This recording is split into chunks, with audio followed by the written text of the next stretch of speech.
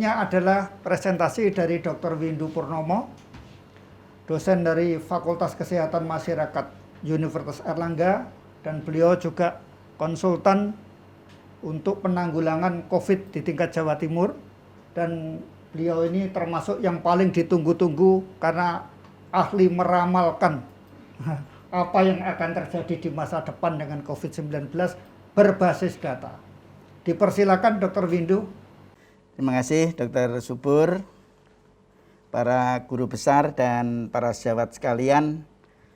Assalamualaikum, selamat pagi. Jadi saya ditugasi Dr. Subur nih untuk sharing tentang data, estimasi dan prediksi dari COVID-19. Nah, jadi nanti saya tidak khusus berbicara tentang kondisi Jawa Timur atau Surabaya atau Indonesia, pokoknya secara umum ini kita bicara tentang bagaimana kita memahami data. Karena kita tahu bahwa kita sering misleading di dalam membaca data, sehingga pengambilan keputusan bisa keliru kalau kita di dalam menafsirkan data tidak tepat. Nah, jadi kasus-kasus yang akan saya pakai sebagai contoh baik di Indonesia, Provinsi Jawa Timur maupun Kota Surabaya dengan sumber datanya ini dari Dinas Kesehatan Provinsi Jawa Timur, kemudian gugus tugas percepatan penanganan COVID-19 pemerintah Provinsi Jawa Timur dan nasional. Nah, sekarang kita lihat dulu bagaimana pedoman WHO ketika kita kan sekarang secara umum dalam keadaan ada pembatasan, meskipun tidak semua wilayah ada PSBB. Seperti wilayahnya Dr. Febri sekarang sudah tidak lagi ada PSBB di Malang Raya, tapi Surabaya masih. Nah, jadi ada 3 parameter untuk mengambil keputusan kapan kita bisa melonggarkan maupun atau sebaliknya memperketat. Justru harus diperketat. Parameternya adalah ada parameter epidemiologi. Jadi apakah epidemi sudah terkendali atau belum. Nah, jadi itu nanti kita bicara tentang data. Kemudian sistem kesehatan, ini juga data. Apakah sistem kesehatan dapat menangani kenaikan kembali jumlah kasus COVID-19 bila tiba-tiba melonjak kembali karena ada pelonggaran. Mampu nggak kita menangani? Dan yang ketiga adalah surveillance, jadi monitoring terus-menerus dari aspek kesehatan masyarakatnya. Jadi apakah sistem surveillance Kesmas sudah mampu nggak mendeteksi kasus, jadi case finding. Dan itu sebetulnya merupakan main strategi ya, kalau kita menghadapi sebuah penyakit menular, wabah penyakit menular, selalu kita harus bicara tentang 3T, testing, tracing, dan treatment. Di sana termasuk isolating. Ya. Nah, jadi ini yang jadi patokan. Khusus untuk kriteria epidemiologis, ini ada banyak. Ini semua dari WHO.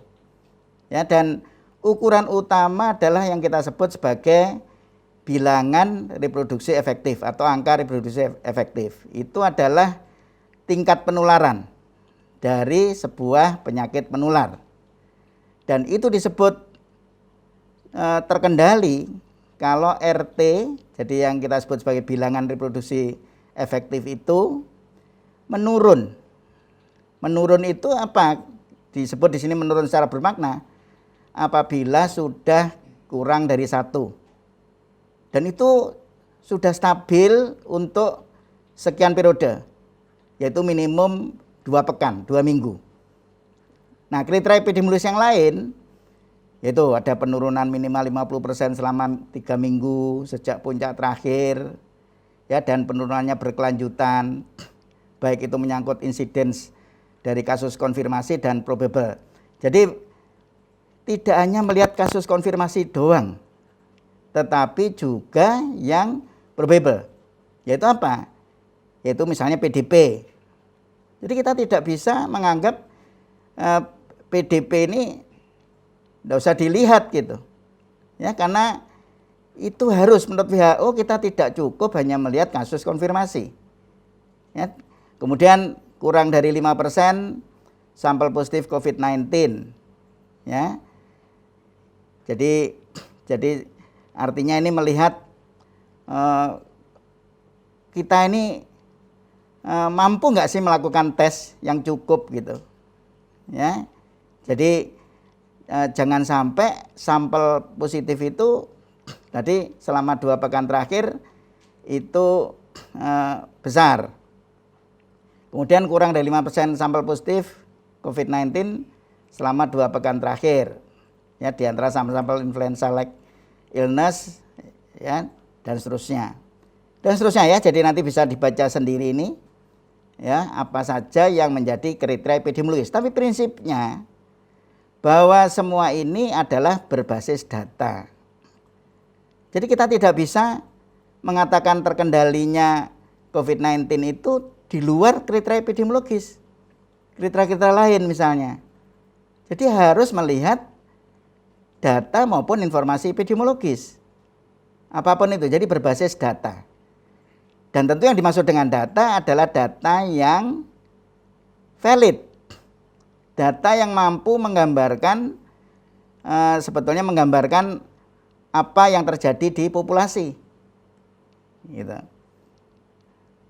Nah, jadi data epidemiologi itu yang, dan data ini tentu harus valid, ya, valid, dan itu baru bisa diolah menjadi sebuah informasi yang nanti akan menjadi basis dari pengambilan keputusan.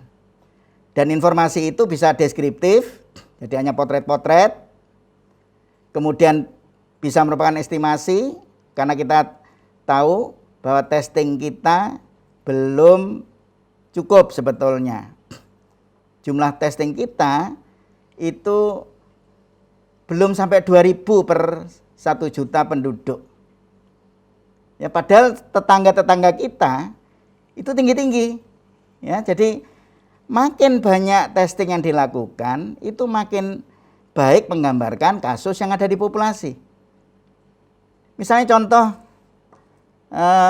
Singapura itu 57.000 lebih per 1 juta penduduk. Singapura dites. Kita masih belum sampai 2.000 per 1 juta itu. Tetangga kita saja lah. Malaysia 17.000 lebih, 17.900, jadi 18.000 per 1 juta. Kemudian Australia 57.790 per 1 juta. Ya. Jadi kita satu-satunya yang di antara tetangga-tetangga itu di Asia Tenggara itu, mungkin bukan satu-satunya ya, ada negeri lain seperti Laos mungkin ya, itu memang di bawah kita. Tetapi secara umum di Asia Tenggara atau di Asia Pasifik kita ini rendah jumlah testingnya. Sehingga kita harus mampu mengestimasi. Karena data real itu tidak menggambarkan apa yang ada di populasi sesungguhnya. Nah, kemudian untuk masa depan, kapan, pertanyaannya kan sering. Pertanyaannya adalah kapan sih COVID-19 ini berakhir? Nah, selalu ada pertanyaan itu. Maka kita harus mampu untuk melakukan prediksi. Gitu ya. Nah, jadi itu yang kita pelan. Nah, jadi kita lihat. Jadi sebetulnya ini kalau ada permukaan laut yang merah, ini permukaan laut gitu ya. Itu yang di atas permukaan laut itu cuma kecil yang sudah kita lihat itu, dan itu yang sudah sempat dites. Jadi dites yang dimaksud bukan rapid test ya, karena rapid test itu untuk screening massal yang harus dilanjutkan. Jadi kalau reaktif harus langsung ke PCR, tes swab. Nah, jadi ini yang di atas permukaan, yang di atas garis merah itu, itulah yang sudah sempat kita tes. Dan itu biasanya meliputi yang kasus berat ke atas ya, kasus berat sampai kematian. Tapi tidak semua kematian sudah jadi ada PDP yang meninggal misalnya, itu sebagian adalah mungkin positif, tapi kita belum tahu. Kita belum tahu. Nah, apalagi kasus-kasus yang OTG ya, yang ada yang paling bawah itu banyak yang tidak terdeteksi. Yang paling bawah, jadi yang biru muda paling bawah itu adalah sebetulnya kasus-kasus yang tanpa gejala. Nah, karena tes kita ini masih 0,1% dari populasi, bayangkan. 0,1%. Ya, 1% saja nggak sampai. Sehingga kita bisa misleading ketika membaca kasus-kasus yang dilaporkan. Nah, jadi kita harus punya kemampuan untuk mengestimasi. Nah, sekarang frekuensi. Jadi dalam statistik itu ada banyak frekuensi relatif maupun frekuensi absolut. Dan yang terbaik kalau kita melihat kasus itu adalah melihat yang kita sebut frekuensi relatif, yaitu rate. Ada attack rate. Ya, jadi kalau dalam wabah kita bisa menggunakan attack rate. Kalau dalam situasi biasa kita sebetulnya attack rate itu mirip dengan incidence rate. Jadi jumlah kasus yang terkonfirmasi, yang terinfeksi, jadi yang tidak terinfeksi tapi sudah dites ya. Karena sebetulnya banyak yang terinfeksi tapi belum dites. Kita tidak bisa mengatakan itu kasus terkonfirmasi. Dibagi besar populasi ya, populasi at risk, jadi populasi yang rentan. Terus case fatality rate untuk kematiannya, jumlah kasus kematian dibagi jumlah kasus yang terkonfirmasi. Kemudian case recovery rate, jadi jumlah kasus yang sembuh dibagi kasus yang terkonfirmasi. Kemudian positive rate. Kalau positive rate adalah jadi dari sekian yang dites berapa yang positif. Ya, itu yang angka penting. Tapi di luar itu masih ada angka-angka lain yang juga penting. Ya. Nah, ini contoh. Ini kasus Jawa Timur. Jadi kasus Jawa Timur ini. Jadi yang balok-balok yang makin menanjak itu adalah jumlah kasus positif ya yang terkonfirmasi dari waktu ke waktu secara kumulatif. Jadi bertambah terus. Jadi dia tidak akan mungkin menurun karena kumulatif. Ya. Kemudian ada yang merah, balok-balok merah itu ada kematian, kemudian ada juga yang sembuh ya, yang sembuh lebih. Jadi ada yang sembuh itu yang balok yang berwarna agak hitam. Kemudian yang line diagram itu yang di atas itu yang seperti kurva yang naik turun itu yang merah adalah kematian ya. Jadi itu CFR-nya, case fatality rate-nya. Ya, kemudian yang kehitaman itu adalah recovery rate. Nah, untuk Jawa Timur ya, untuk Jawa Timur secara umum dari hari ke hari case fatality rate masih lebih rendah daripada kesembuhan, bagus. Tapi ada kabupaten kota tertentu yang justru case fatality rate-nya lebih tinggi dari recovery rate-nya masih. Ya, jadi Surabaya itu seimbang itu ya, masih lebih sedikit di atas, yang lebih tinggi masih CFR-nya lebih tinggi. Ya, tapi secara umum Jawa Timur bagus tetap ya, dan ada kecenderungan case fatality rate-nya menurun. Nah, tetapi ingat, ini adalah data yang sudah terkonfirmasi, dites. Apakah hanya sekian sebetulnya? Jadi misalnya contoh sampai tanggal 31 Mei ya. Sampai tanggal 31 Mei jumlah kasus kumulatif kita 4.848. Apa memang segitu di populasi Jawa Timur itu yang positif sesungguhnya yang terinfeksi? Ya tidak, karena kita yang dites kan tadi loh ya, masih tidak sampai 1% dari populasi. Dan kita gampang melihatnya. Kalau masih banyak PDP, ODP yang tidak dites, itu artinya bahwa testing kita belum cukup. Karena seharusnya semua ODP dan PDP itu sebagai high risk ya, yang high risk, kelompok high risk, itu harusnya dites. Minimal itu. Mungkin tidak sampai ke OTG-nya. Tapi di negeri lain, misalnya Denmark, setiap penduduk Denmark itu dites PCR, bayangkan. Setiap. Jadi 100% populasi dites. Kita belum sampai 1% aja belum. Nah, jadi artinya apa yang tampak di situ belum tentu menggambarkan apa yang ada di populasi sesungguhnya. Nah, kemudian ini cara melihat data ya. Kemudian lagi, misalnya soal contoh ini aja. Ya, ini tentang kesembuhan dan meninggal ya. Ini saya lewati dulu aja. Sekarang kita lihat ini kasus harian. Jadi pertambahan kasus harian di Jawa Timur. Ya, dari hari ke hari.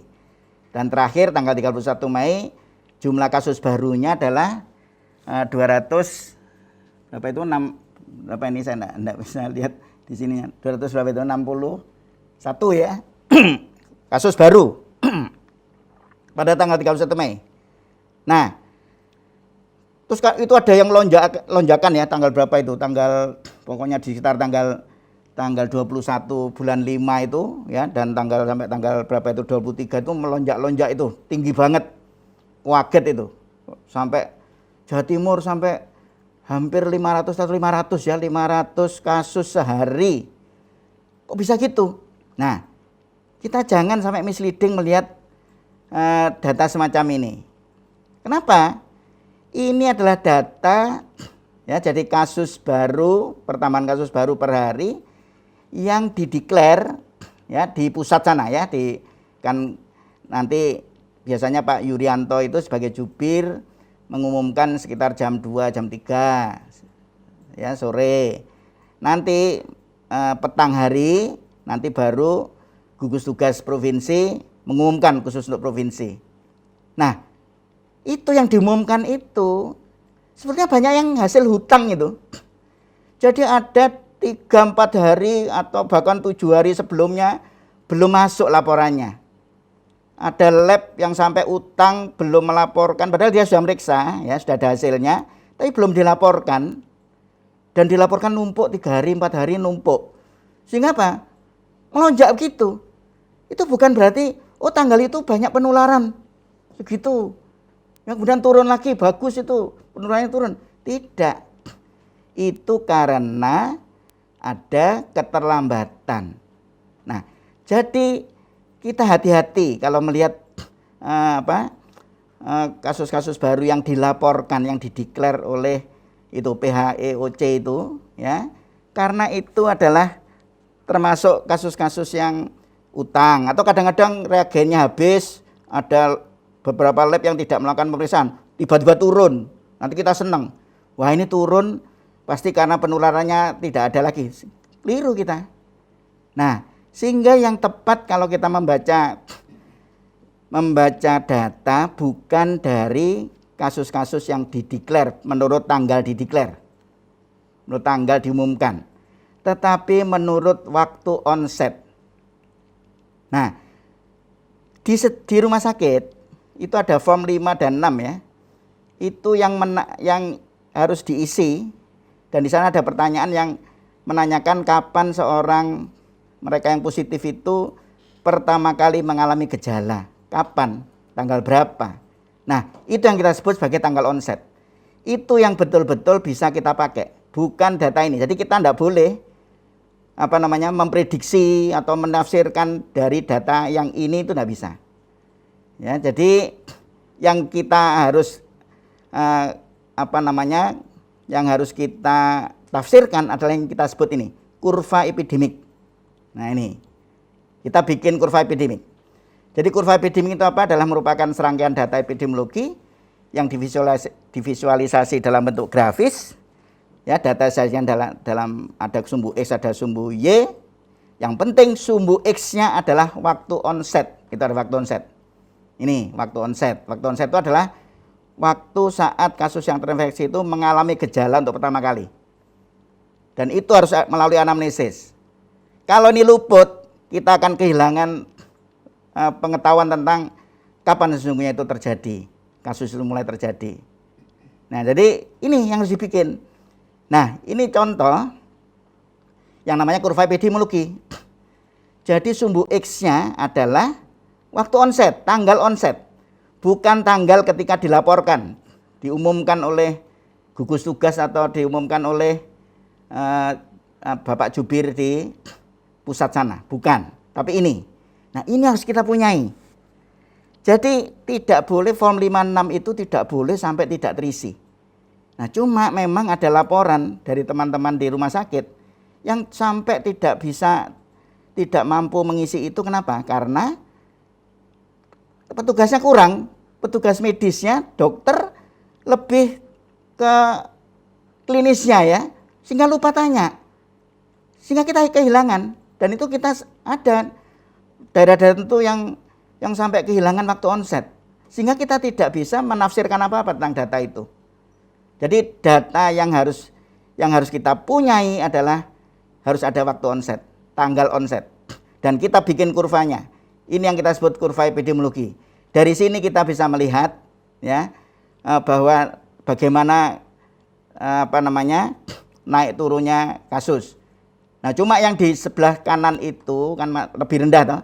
Itu lebih rendah itu bukan karena mungkin turun, bukan. Karena tanggal onset itu belum masuk. Ya, jadi belum sempat diumumkan ya, sehingga kita enggak tahu itu tanggal itu sebenarnya itu nanti harus diisi. Nah, jadi kita nanti harus lihat setelah lengkap semua baru kita tafsirkan. Nah, jadi dari situ, nah ini perbedaannya ya.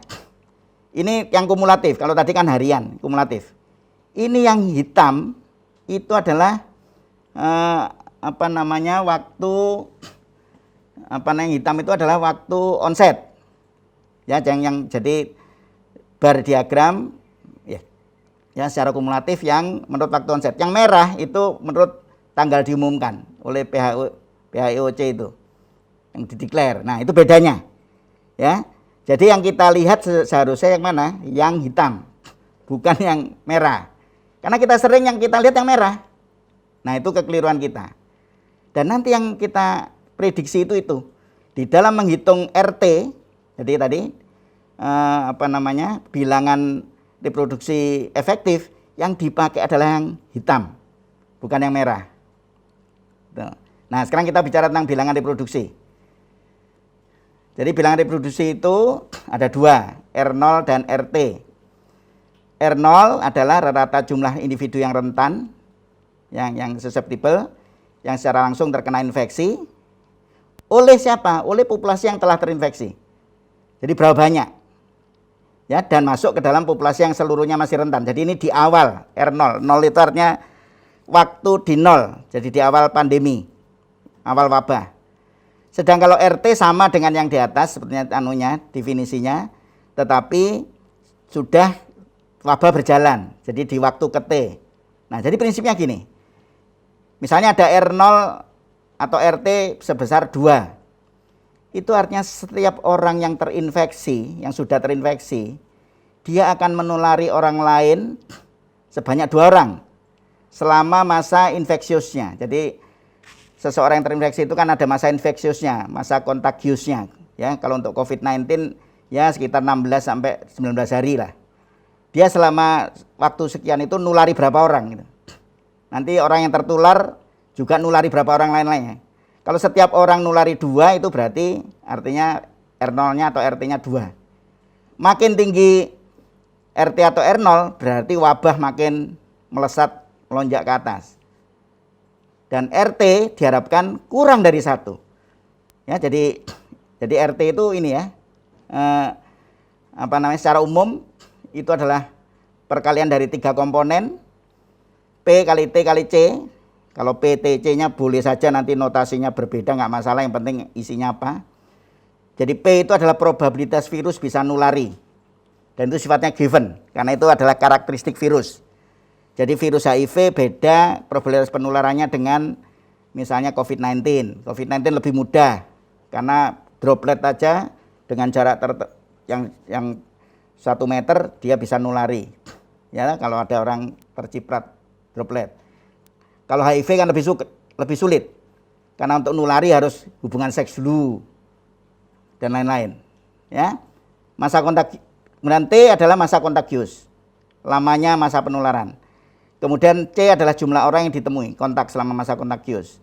Nah, RT bisa diturunkan ya dengan memanipulir masa kontagius dan jumlah orang yang ditemui. Masa kontagius lewat apa? Bisa turun melalui perawatan. Karena makin banyak gejala yang makin hilang, dia makin cepat kontagiusnya tidak memanjang, akan memendek. Ya, dan isolasi. Sedang C itu dimanipulir oleh isolasi atau karantina. Ya, makin makin sedikit yang ditemui, ya berarti makin kecil penularannya. Nah, ini ada RT ada kurang dari 1, dan 1 lebih 1. Kalau kurang dari 1, maka wabah akan lambat atau cepat akan hilang. Kalau 1, berarti terus akan ada, karena 1 orang kan nulari 1. Berarti apa? Akan menjadi endemis. Kalau lebih dari 1, seperti saat ini masih banyak yang lebih dari 1, maka wabah akan tetap terjadi dan makin besar R-nya, makin besar lonjakannya. Nah, ini cara menghitung RT itu, ya, itu yang bawah itu ada tulisan estimated R, itu di Jawa Timur sampai tanggal 16 Mei. Nah, alhamdulillah Jawa Timur ini dari kurva epidemiologi ya. Jadi dari yang grafik yang di atasnya itu, kurva epidemik. Nah, jadi meskipun naik turun, tapi ada kecenderungan turun RT di Jawa Timur. Meskipun beberapa hari sebelum tanggal 16 itu ada pelonjakan sedikit naik, ya, tetapi kemudian turun, ya, dan itu sudah 1,1 sampai 16 Mei. Nah, jadi kita sudah bagus, ya. Kita tunggu turun lagi enggak kurang dari 1. Kalau sudah 2 minggu kurang dari 1, oke, Jawa Timur bisa dilepas pelan-pelan dan kita masuk ke new normal life, tapi dengan tetap protokol kesehatan.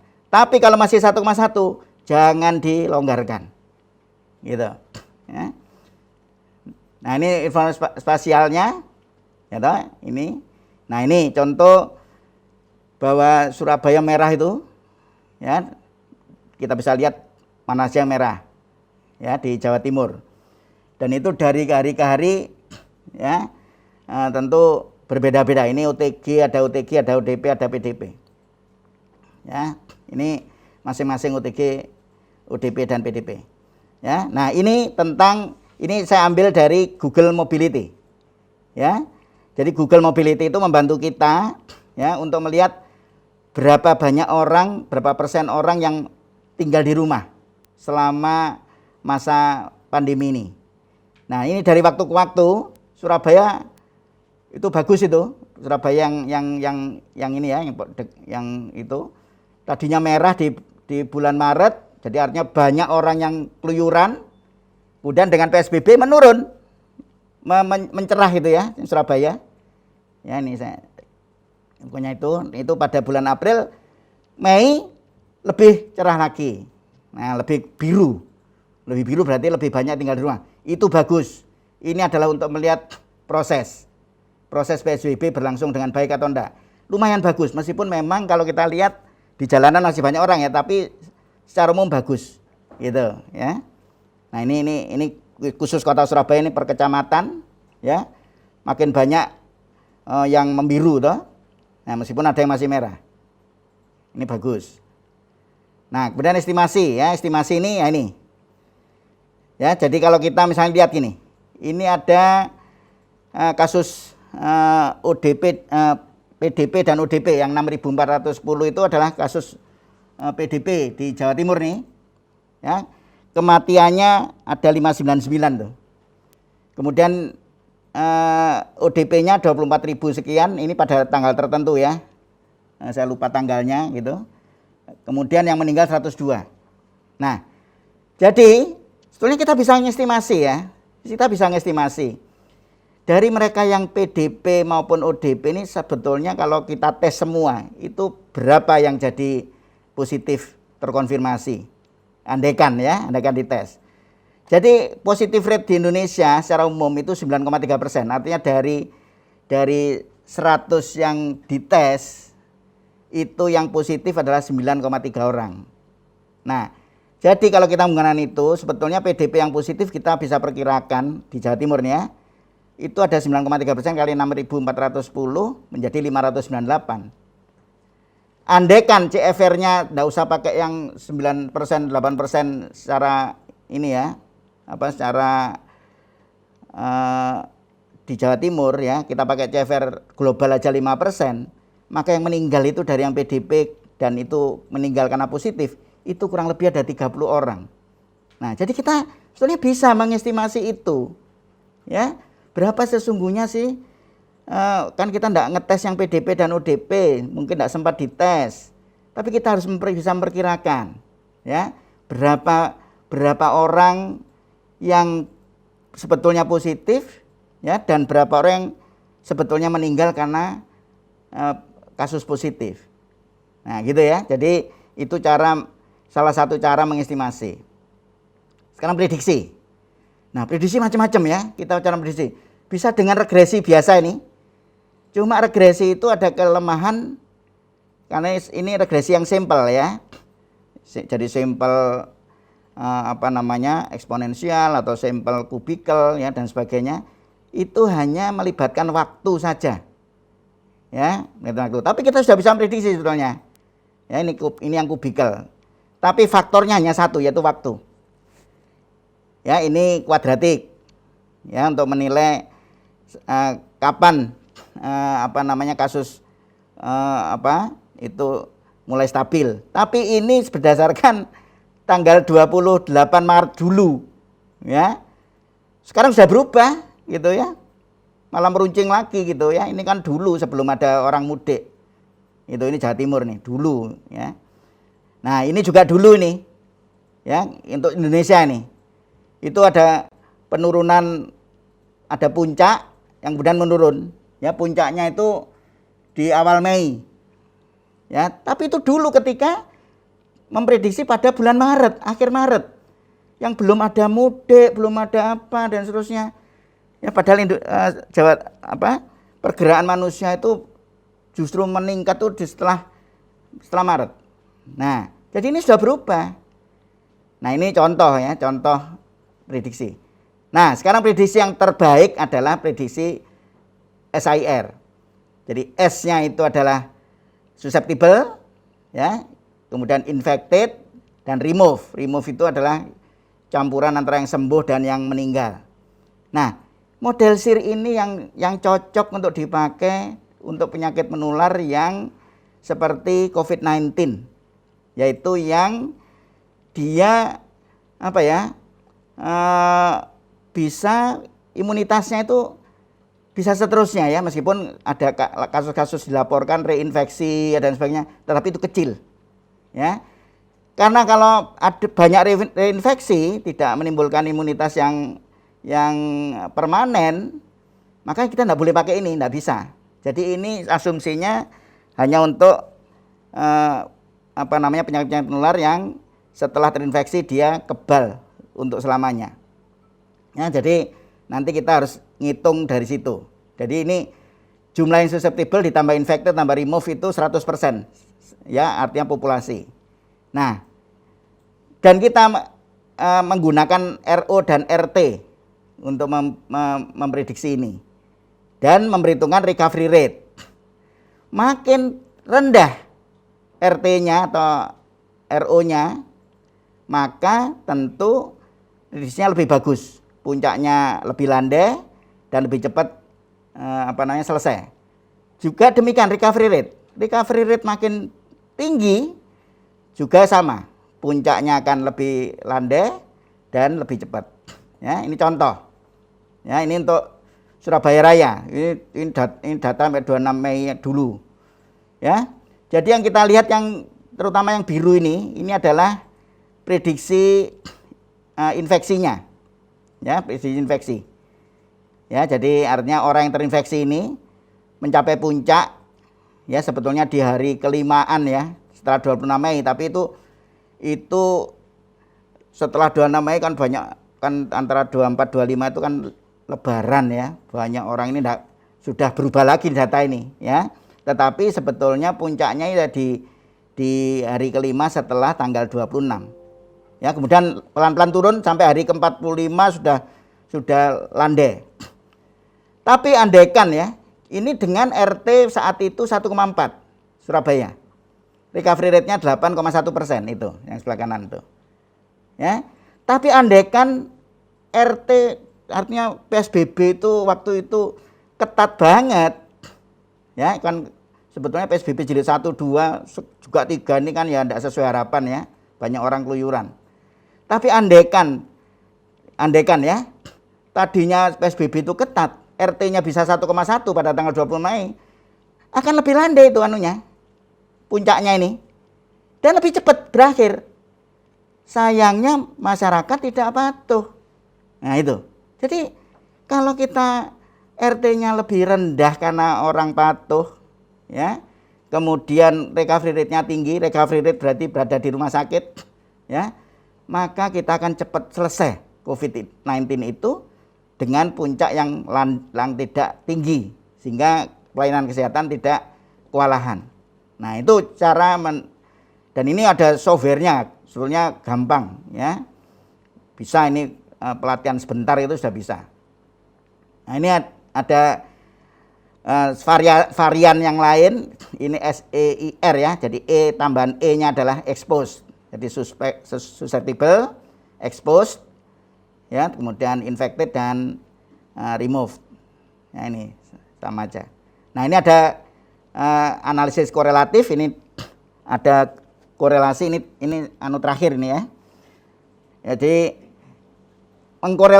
mengkorelasikan antara jumlah populasi, jumlah orang yang mau stay at home, dan itu stay at home bisa dilihat diambil dari Google Mobility dengan RT. Ya. Jadi makin banyak orang mau stay at home, RT akan menurun. Itu kan kita lihat ya. Jadi scatter diagramnya akan menurun. Dan kalau yang stay home itu mencapai 49% minimal, maka RT bisa 1. Bayangan. Kalau mau separuh saja ya dari populasi itu tinggal di rumah, maka RT akan 1. Dan kalau lebih dari 49%, jadi katakanlah 55% orang mau tinggal di rumah, RT kurang dari 1. Kita selesai, masuk ke new normal life. Sayangnya kita ini tidak mau tinggal di rumah, keluyuran terus. RT kita tidak turun-turun gitu, ya. Nah, ini contoh ya, bahwa kita tahu bahwa stay at home akan mempercepat penurunan RT. Nah, terakhir simpulan. Jadi untuk mampu merancang sebuah kebijakan dan strategi percepatan penanganan wabah COVID-19 dan juga untuk melakukan monitoring dan evaluasi yang tepat, diperlukan data yang lengkap dan akurat. Ya, dalam proses menghasilkan informasi yang tepat ini diperlukan berbagai alat bantu, termasuk statistika dan matematika. Ya, dengan data yang valid dan metodologi yang tepat, ya, maka sebetulnya kita bisa mengambil keputusan yang baik untuk menyelamatkan sebanyak orang dari COVID-19. Saya kira begitu, Dr. Subur dan para sejawat sekalian. Matur nuwun. Assalamualaikum.